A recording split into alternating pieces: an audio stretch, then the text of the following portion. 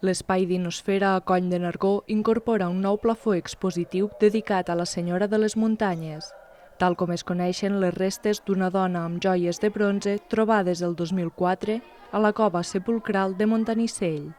El nou espai s'ha creat a través del programa educatiu Investiga.edu amb l'alumnat de les escoles de Coll de Nargó i Organyà. Primer es fan preguntes, després fem experiments i activitats relacionades amb les analítiques arqueològiques que es van fer i al final presentem els resultats de la comunitat. Llavors aquest pòster és el resultat de tota la investigació que han fet. No sols explica el jaciment, sinó que també explica com l'han investigat els nens i nenes de les escoles. La iniciativa ha volgut fer divulgació entre els infants de la investigació duta a terme al territori. Investiga.edu està fent bàsicament això, no? Està incentivant la recerca amb els alumnes de patrimoni de valor del geoparc.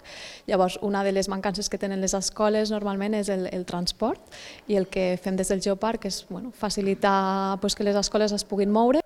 Les restes del jaciment es troben al Museu Arqueològic de Catalunya, però l'objectiu de l'equipament nargoní és reproduir-les i incorporar-les a l'exposició. És la manera i fins i tot d'anar canviant aquests elements, perquè a part dels fòssils, les restes humanes, també hi ha restes de braçalets i altres objectes que les podrem replicar i les podrem tenir aquí.